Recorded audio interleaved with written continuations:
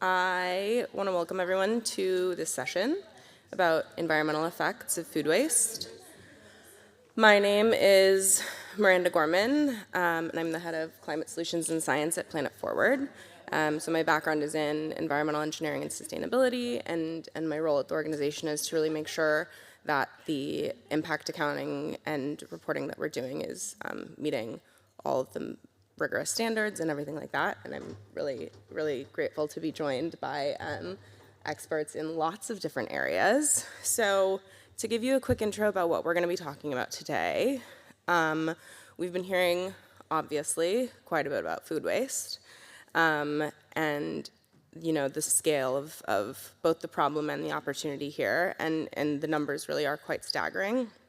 So what we want to do is sort of like zoom out a little bit and think about maybe the breadth of environmental impacts and think a little bit more holistically about the problem. And something that I find to be a really, really critical piece of working on sustainability solutions generally, but also in thinking about this particular problem, is making sure that we have a whole breadth of data to tell all of the different stories. So instead of just thinking about pounds of waste diverted from landfill and even the carbon impact of that, which is something that we hear a little bit more frequently, like what are some of the other environmental impacts of the food waste problem that we're facing today. So we're going to hear a little bit about methane specifically and other greenhouse gases, water impacts, biodiversity, and all of those other things. So by the end of this session, we're hoping that you are going to be able to walk away with a deeper understanding of the broader impacts of food waste. So we're going to talk about the scale of the problem, breadth, variability, and we want to talk about how these impacts and taking a wider lens might differ from the more narrow view that you're hearing about all the time. So, like I said, I'm really excited to be joined by this amazing panel who are going to bring us a ton of insights and like a really deep knowledge base about methane specifically, water, and biodiversity as a big emphasis. And we might get to some other bonus things, who knows? We'll find out. So I want to give you a little bit more information about structure, because we're trying to change things up a little bit, do things a little bit differently. So each of our panelists is going to give a quick intro to themselves and their topic of expertise, their area of expertise, and a little bit of background, and then we'll do a shorter panel session with a few quick questions, maybe to dive in a little bit on some of the topics that they've explored, and then we're gonna have everybody break out into tables. And so there's little name cards that you see on the tables in front of you. And based off of those different topics, we'll have people mill around and you can shift and we can get a little deeper into some of the things that were specifically interesting for you, and have some not facilitated Q&A discussion sessions. So that's sort of what's on the agenda for today. And yeah, with that, let's get into it. I'm really excited. And I'll hand it off to Minnie first.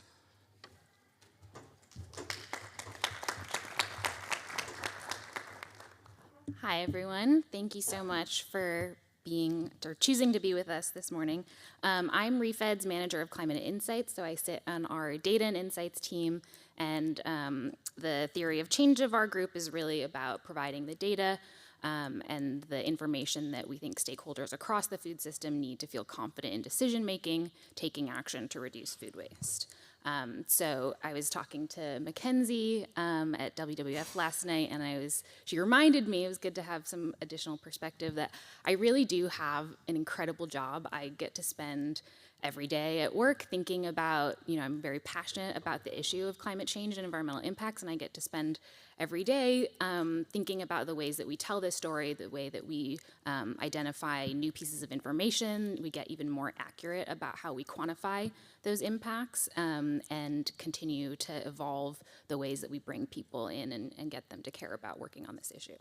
So I'm going to really quickly run through some of the work that we've been doing at ReFed recently, and that hopefully sets a good foundation for the conversation that we'll continue to have. So for those of you who aren't familiar with our work, one of our sort of flagship programs is the Insights Engine platform. It's an online it's our website essentially, and it's a place to explore the information that we have that's aggregated national data around where food waste is taking place and why, and as well as the solutions that are available and the impacts of the lost food, as well as the impacts of solutions that can be implemented. And in February of this year, we updated our estimates of 2023 data, which is the latest that's available.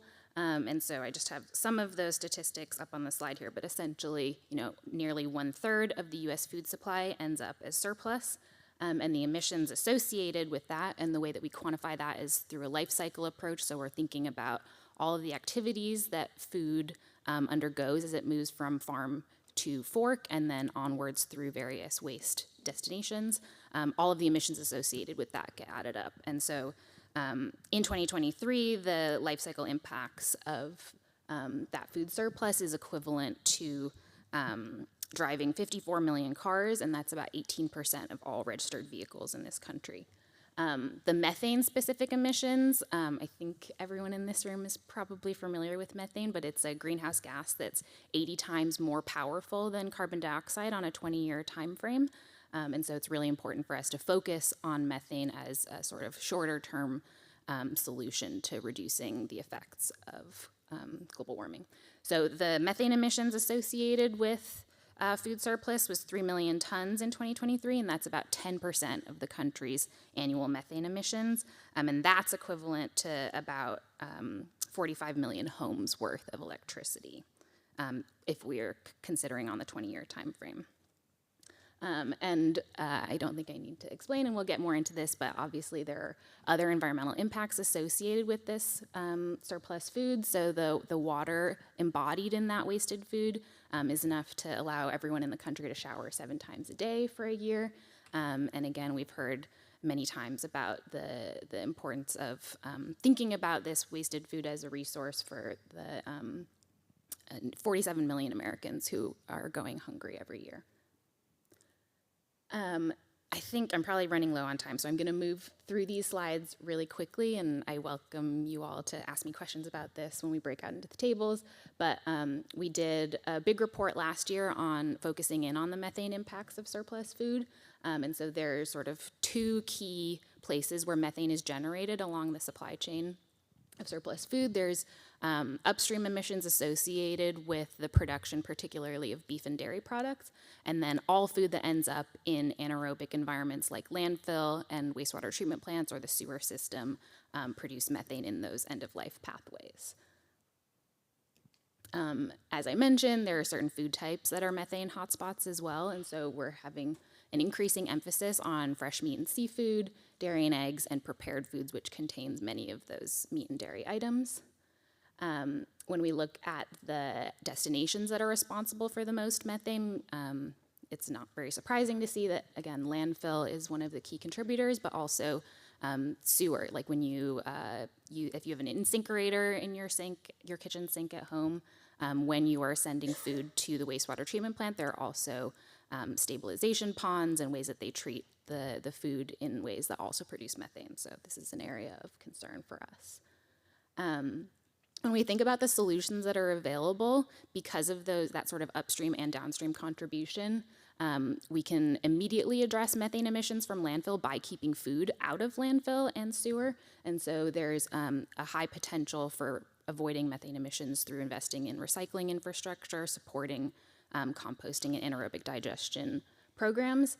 But those tend to be pretty high cost. And so if we look at the other end where we're preventing food from going to waste in the first place, we're keeping it out of those landfills as well by keeping it in the human food supply chain through activities like consumer education, as well as business efficiency operation measures. Those tend to be a little bit more bang for your buck. And so the refed model, which includes, I think we're at over 40 solutions now in our database. Full implementation of those across the food system would reduce emissions equivalent to 280 natural gas power plants. So it's really a high potential solution here that we're looking at. And then just to sort of tease what we're going to get into next, at refed we're also thinking about, as I mentioned, those additional environmental impacts. And so 16% of the country's annual freshwater consumption is embodied in food that is not, and it's used to grow food that ends up never getting eaten. The land that's used to grow food that ends up as surplus is 16% of US cropland. That's 140 million acres in an area equivalent to California and New York combined. And something that we're really excited to continue or start talking about and continue the conversation around is really capturing the true cost of food waste in terms of the environmental impacts that we know result from the emissions associated with it. And so we've started calculating the social cost of carbon for food waste, which when you add up things like, we know that healthcare costs are going to increase as temperatures rise. There's going to be agricultural losses due to crop damage, disaster relief efforts, increased energy demand as air conditioning becomes more critical, and the cost of that just from emissions from food waste in 2023 reached $47 billion. So I think I will leave it there and really welcome further discussion.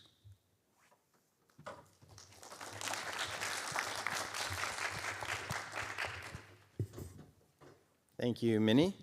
So you guys heard from me yesterday. I'm an associate professor at UC Davis. My focus is on food science and technology, and I, within that, really look at food and the environment issues.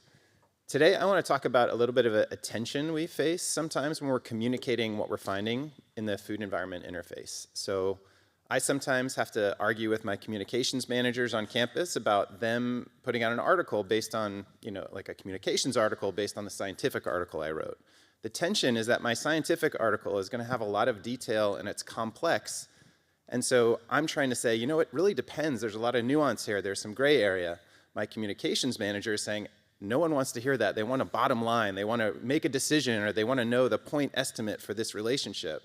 And so we're always sometimes compromising between these two things. And so what I want to present today is why we need to remember that there's a little bit more complexity between what we're seeing sometimes behind the numbers in our dashboards or behind the articles that we read, and to encourage some healthy skepticism about when we're looking at this, trying to measure this food environment interface. So, for example, we have here the refed insights engine. I brought up their estimate of gallons of water used, a representative of the food waste at each stage of the food supply chain. And so that's very helpful. They've done a really good job. They've found great estimates. They can tell you sort of the breakdown of the representation of water used, or water embedded in the food losses at each of these different sectors. But that might be confusing also to the reader, thinking, wow, at the residential side, we're using a lot of water in the food system, but we're not. It's really the water that's embedded in the food that's lost in the residential center has a lot of water in it, but that water is coming from the irrigation sector all the way up the food supply chain. So again, we often just kind of look at these things very quickly and don't think about what's actually happening and where the water, what these metrics are representing. Also, on my picture on the right, if we look at the irrigation, half of that is groundwater and half of that is surface water. Those are two very different water sources. Surface water is much easier to measure. You can see when it goes down. You see the lake level drop. We use a ton of groundwater in California, and we do not know how much we have under the ground. We know how much we're using sometimes, but we don't know how much we have. And if we use too much of the groundwater, we can actually have subsidence and lose future storage over time. So there's a distinction there. It's a different thing to use surface water versus groundwater, and so not all water is created equal. Here's another slide I like to show. I'm sorry it's pretty small up there, but these are the greenhouse gas estimates of different major proteins that we eat, okay? We often think about, well, what's the carbon footprint of beef? Well, there's a 10-fold difference in the bottom part of that range and the top part of that range. Different production systems have vastly different footprints. If we go down, we can see that when we're eating nuts, sometimes there's a negative carbon footprint because the orchard's growing and absorbing carbon as the nuts are growing. So there's very different production systems. There's always ranges behind those point estimates that you're looking at, and they can be huge. It's not necessarily a really pretty little bell curve. It might be bimodal or trimodal, where there's different production systems that are being represented. One other piece here that might be a little bit difficult for us to understand when we're thinking about the environmental side is that for the pork, chicken, and eggs example, those lower carbon footprints are for some of the most intensive systems we have. So while we want to do the free range and the organic on a purely carbon metric, we might see that that's actually a lower carbon intensity. But what are we aiming for? Are we trying to look at that more holistic way to raise that protein and think about all the multiple metrics, or are we just singularly focused on carbon? So again, you're going to hear from me, and this is how all my papers end when I write them, is sort of like, it depends. You really have to think about it. It's really complex. And that can be frustrating, especially when you're just trying to communicate something simple, especially in this day and age when we're bombarded with information. The last thing someone wants to do is read a 15-page academic article. Another way to think about this is the type of water being used. I talked about surface water or groundwater. Another way we think about this is green, gray, or blue water, okay? So blue water is irrigation water. That means that that water is sort of in a competitive use. It means it's going into a pipe and going to a field. It could just as equally go into a pipe and go to a city. And in some places, there's a tension there. So if it's blue water, we have to think kind of carefully about how it's being allocated.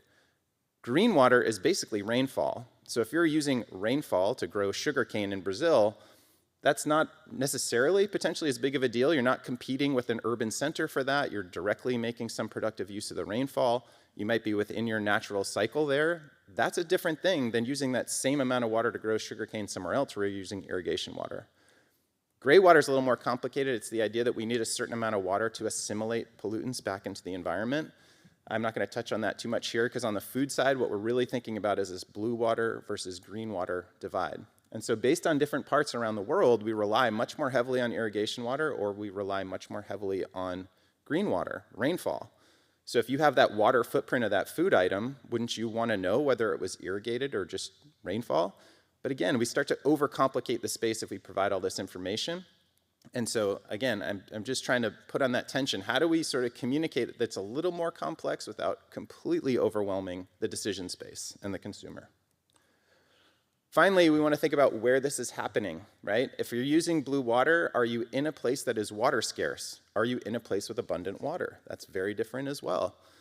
Certainly, so this is a map here of blue water scarcity. This is a great tool from the World Wildlife Fund, where you can think about, if I'm using water, I'm from California again. If we're using water in California, we're certainly thinking about it a lot more than where I grew up, which was Boston. We have plenty of water in Boston. We have a lot less water, much higher blue water scarcity in California as we start thinking about these things.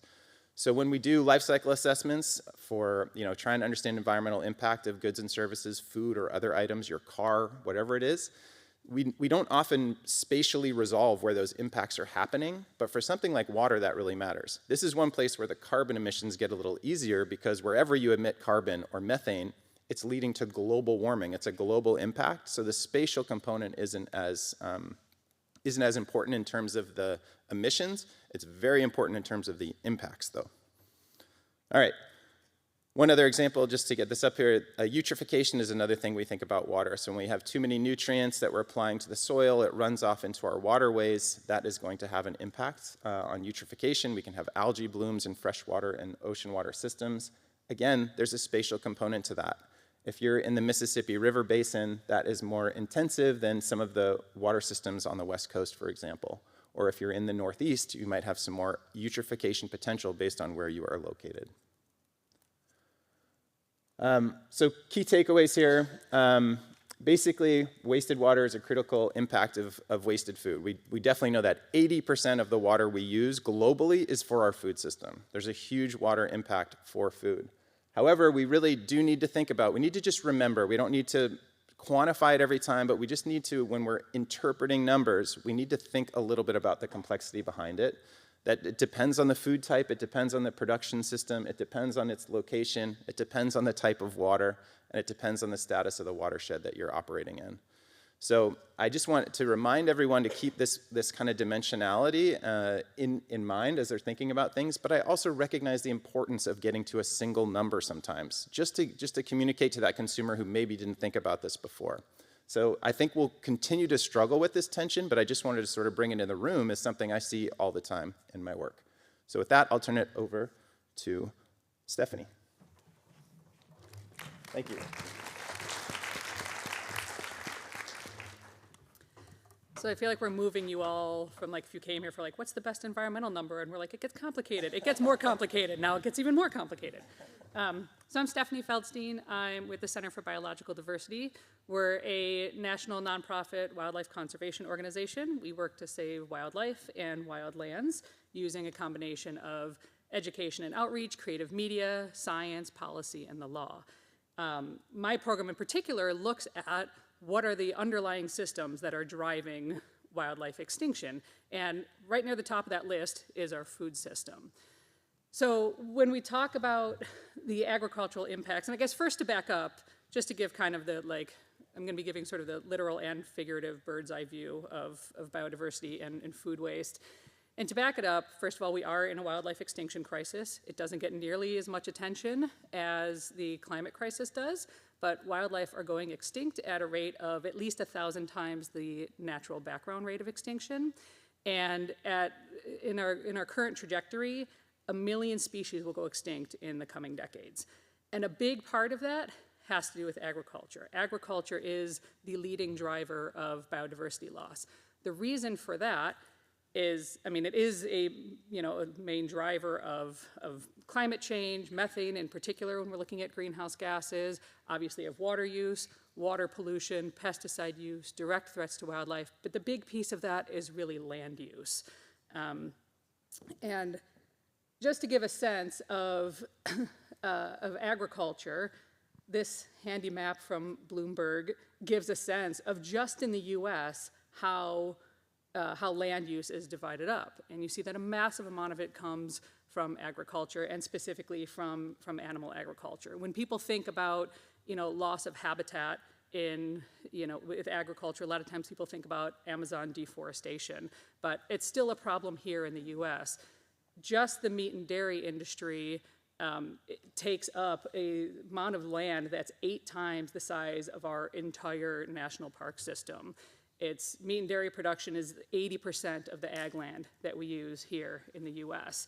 And that has a real impact here. I have to come with wildlife pictures, of course, but looking at that bison, like the Amazon isn't the only endangered ecosystem in the world. Some of the most endangered ecosystems in the world are the grasslands here in the US.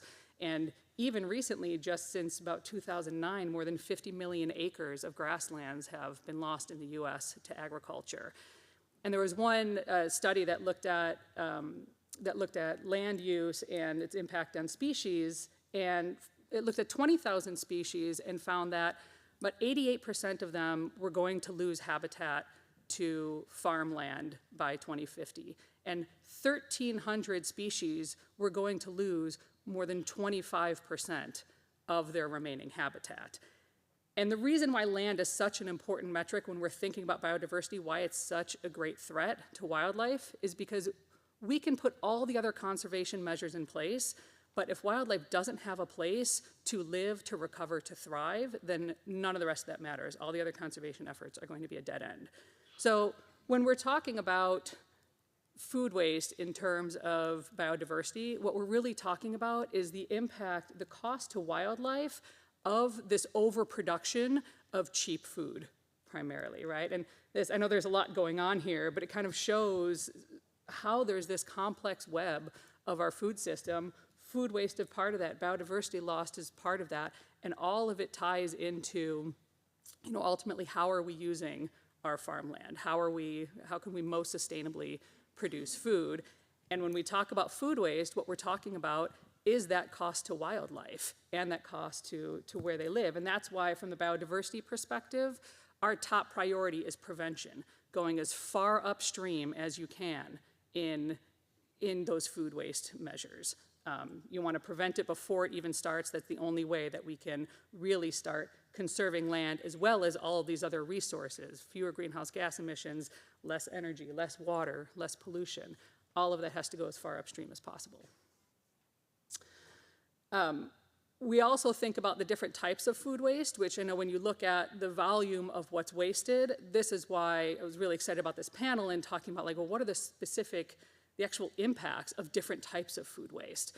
And animal agriculture has by far the greatest impact overall compared to any other type of food. I mean, it's not even close. Animal agriculture takes up like 30% of habitable land in the world.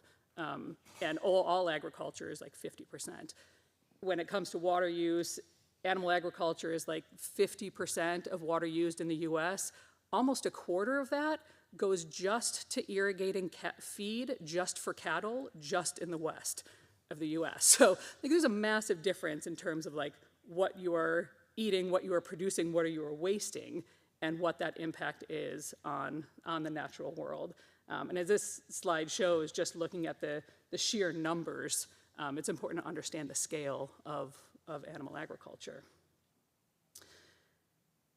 And then I know we'll talk about this more, and I'm excited to have this conversation at the round table, and I know we'll talk about this a bit more in our Q&A, but biodiversity metrics are really hard to measure. The reason for that is because biodiversity, by definition, by nature, is complex.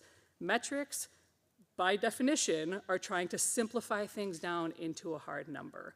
And that's really complicated to do because there are so many intersecting factors.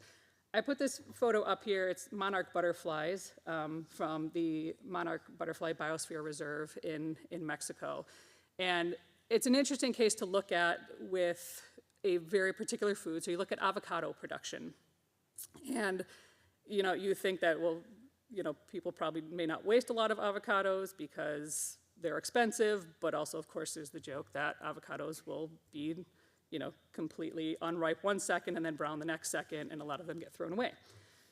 But regardless of whether avocados are being wasted or not, avocado production is threatening these forests in Mexico where all of the monarch butterflies in North America, east of the Rocky Mountains, fly down to this very small area of forest in Mexico. It's these Oyamel fir trees in the mountains. They create this like incubator for these monarchs where they spend the winter down there before they make their journey back up to all of the gardens in the eastern part of this continent in the spring. Those forests also happen to be in the region where avocado production has exploded over the past few decades. And there's massive deforestation happening. Even within the protected biosphere reserve, more than 2,400 acres have been lost to avocado plantations.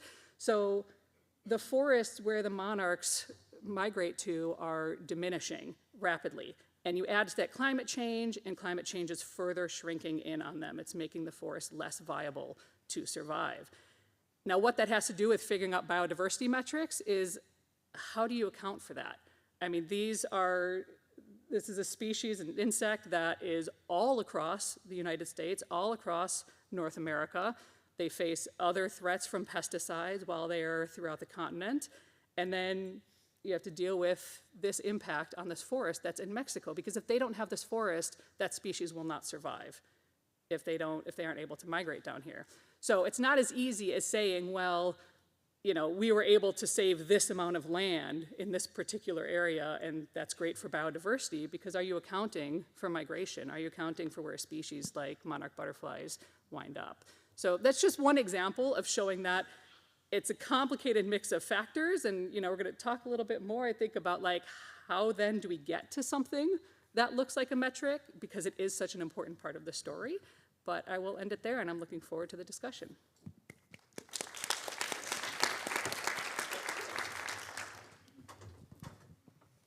All right, thank you guys so much. Lots of interesting information there. I do want to start with metrics. I think that was a really wonderful transition. Thank you for teeing me up right there, Stephanie. Appreciate it.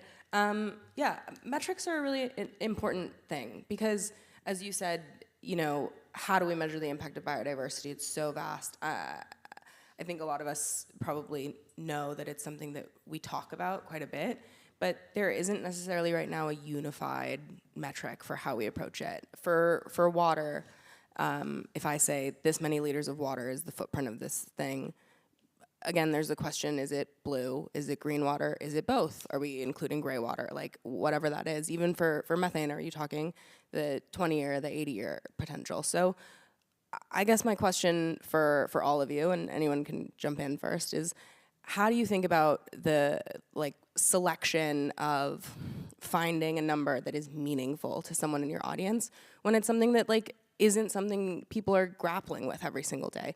Because we're starting to hear, people are a little bit more familiar now with thinking about carbon footprint. But even me, every single day, this is what I do, is I talk about impact metrics. And if someone tells me it's 15 kgs of CO2e, I barely know what that means, right? So how do we select a metric that is meaningful and also can be compared across multiple studies, that is consistent, that is scientifically sound, and also think about how you can communicate why that's important to the audience. Sure. So going back to some of what I was talking about before, I think you said it actually in your last sentence. It's really about knowing your audience. I think there's different decisions that have to be made in our own homes versus at the policy level versus what we're doing in research. And so there's going to be different layers of information to reach those different audiences. I think a really good example of this was a company called WaterSmart back in I think they were around maybe 15 years ago. I think they might still be. But they were looking at water bills and seeing that everyone was getting a water bill and they were being charged in terms of CCF, 100 cubic feet. Does anyone know what 100 cubic feet of water looks like and how that's not a behavioral metric that we're even thinking about? And so they just they took the water bill information, added a separate sheet that was saying, here's your gallons per day. Everyone can picture a gallon. We buy a gallon of milk at the grocery store. Or I've seen it in terms of shower minutes. We all have taken showers, hopefully, and you realize how much water is going down the drain. So for shower minutes, that's another behavioral metric that someone can latch onto that's maybe experiencing some of these metrics for the first time.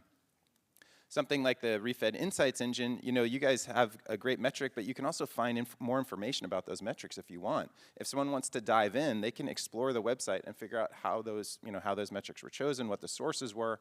That's the other layer that we need to provide. So I think, when you're meeting someone who's working in this sort of professionally, you can provide that single metric that can be accessible to a general audience, while also providing the layers of knowledge behind it if you really want to dig into the numbers.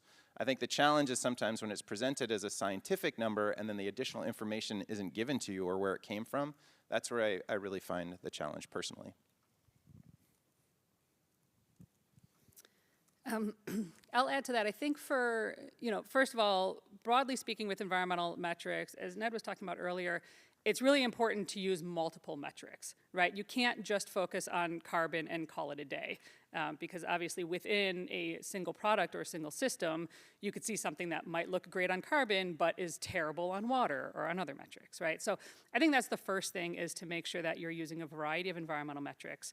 When it comes to biodiversity in particular, there is not currently a unified metric for it.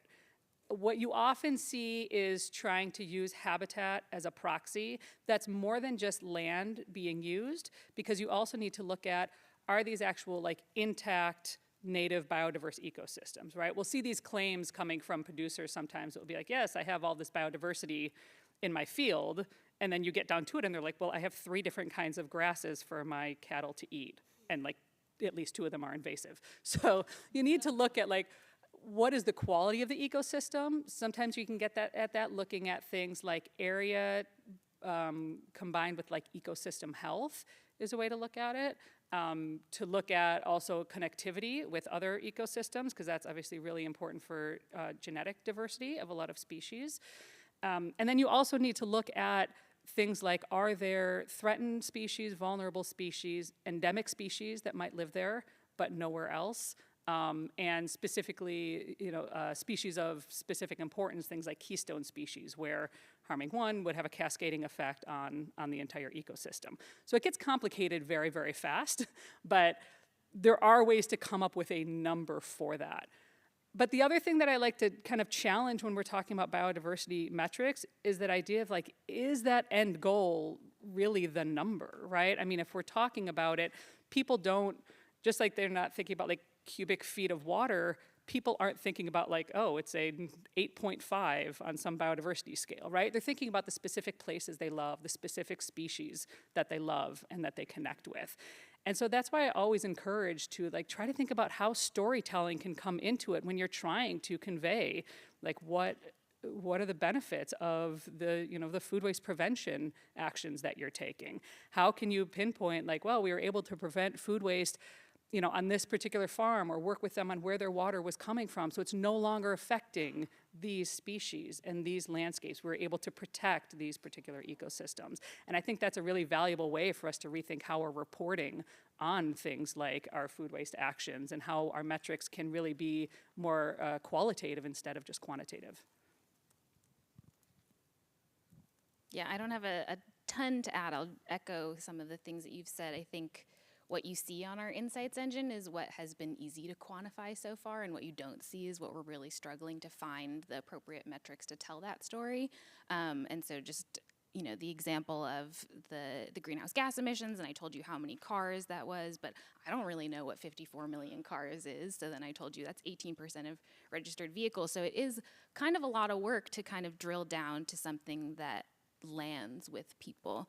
And so, yeah, Stephanie, I think that point of combining the information that's available and continuing to work to make sure that that is as credible and defensible and transparently communicated as possible, while also telling the stories. Your monarch butterfly example really landed with me because where I live in Santa Barbara, it's a migration point along the way, and there's this specific eucalyptus grove where apparently monarchs historically have gathered in droves, and just in the 5 years that I've lived there, I've noticed there are fewer and fewer butterflies visiting each season. So finding the ways to make it really personal, because I think the numbers are a good hook, and they're impactful, and especially if they're jarring, they sort of get people's attention and bring people into the movement, but the stories are what stick with you and continue to keep you motivated and inspired.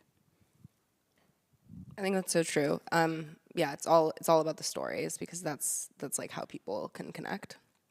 Okay, in the interest of time, we definitely want to make sure that we leave time for breakouts. So I think maybe one more, we can do like a rapid fire question, and then you guys will have time to ask your questions directly. I think the other thing that I'm wondering about, if you guys have perspective on, is about how regionality comes into play when you're thinking about metrics. Like, we heard a little bit about water scarcity. Of course, the regionality comes into play in biodiversity, but when you're thinking about the impacts of a specific food resource or a waste diversion tactic and how that impacts all of these other things, like, when is it important to think about regionality, or whether this is like a global or a domestic or a statewide or a municipality scale problem, and when do you feel like it's okay to sort of zoom out and not think about the regionality there? Yeah, I can start this time. I think, we talked about this when we were first meeting to figure out what this panel was going to be about, and I was really struggling with that question in the moment, because it is such a tension of wanting to tell the big picture story while balancing the sort of on the ground impacts. And maybe something to propose is like the high level is how we get people's attention and bring them in, and then the solutions is really where that sort of smaller scale, local operation level information can be useful and not as overwhelming, maybe. Yeah, I would agree with you there. And I think, I talked about regionality in relation to water and watersheds, which is, very sort of appropriate for water. Water is truly a local resource. But I think the other way to think about it more that we haven't really talked about yet is from the policy perspective. We have to, if we're going to push for a policy to reduce water use by 25% in California, we actually have to have metrics to see if we're doing that. And so this is actually a real example. In 2014, when we had a multi-year drought, for the first time ever, we had a state mandate to reduce water use by 25%. Before that, we did not know how much water we were using, or at least it wasn't publicly available. The water agencies did not report that to the state. We had to wait for a 5-year report to understand how we used water in the previous 5 years. As a result of that policy, the agency started reporting to the state during the drought, and that has continued to this day. So there's this long, I mean, that is a huge influence in just having some data to begin with to know how we're using water in California. Where that regionality was policy driven, and so now we have a better understanding within our region of how we're using this resource. But that tracks to the federal level. As soon as we have a policy target, we need to measure it to see how we're doing against that. So I would say in those situations too, we don't need this hyper granular data, because we're kind of going for broad brushstrokes. We're looking for change, that it was at 100 before and we want it at 75. That's okay. We know some good things are happening there. So again, on the sort of the solution side, we know we've made progress, and we don't really have to track exactly where that water was saved in every single location across the country. When it comes to kind of tracking the biodiversity metrics, obviously knowing the specific region and areas where the food was sourced makes a huge difference. If you look at where beef production happens, it requires way more land and water in the arid West. It's one of the biggest causes of damage to ecosystems in public lands, and public lands only provide like 2% of the nation's beef supply. Whereas if those systems were moved out east, where it is less arid, where just in terms of the impact on the landscape is smaller, then you have a totally different kind of biodiversity impact that's happening there. And also with regionality, you could have a tomato farm that is not using an obscene amount of water, but it happens to be pulling water from a source that has an endemic species that lives nowhere else in the world, right? So that's where it's like the regionality does matter, because it matters in terms of biodiversity. But the other thing in terms of policy that I'll say that's great about that kind of regional focus in terms of the actions like Minnie was talking about, in terms of like those specific measurements and policies, is that food waste is a great issue to get into the larger food system transformation that's needed to actually achieve a sustainable food system. It is a lower bar for most people to get behind and support. There's really broad support, both politically and in terms of the public with it, where that's less so for a lot of the other food system transformations that need to happen that just feel too big. So starting with kind of what are those food waste actions that are happening at the local level that are making it into your climate plans, those are a really good way to start to introduce the idea that we need to have these broader food system transformations and bringing that from that local level up, because it's going to be a real challenge for a lot of these things to happen at the national level because of power plays, but we can make this food system transformation happen starting from that local and regional level, and then oftentimes starting with food waste as that kind of wedge to get in there. I love that. Thank you.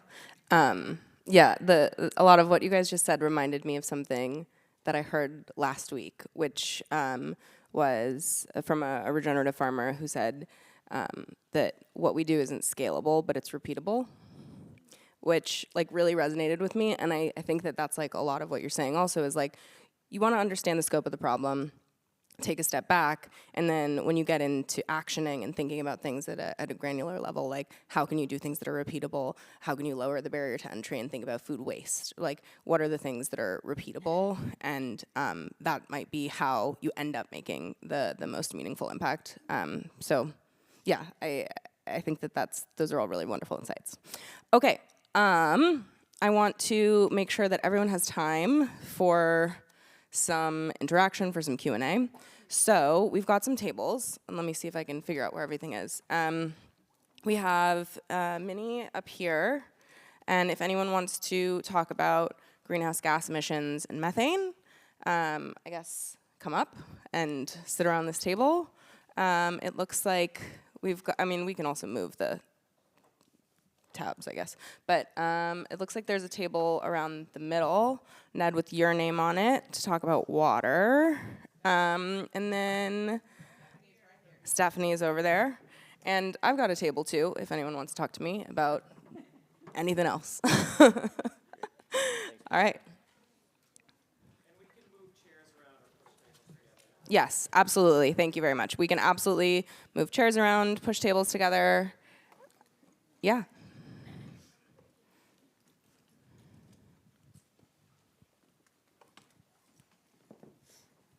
And one more thing, just in case anyone has like a hard time thinking of a particular question they want to ask, we do have a couple sort of like ideas for topics that might be good discussion. So maybe something that you might want to talk about as a group would be, how does action on food waste fit into the broader picture of food systems reform?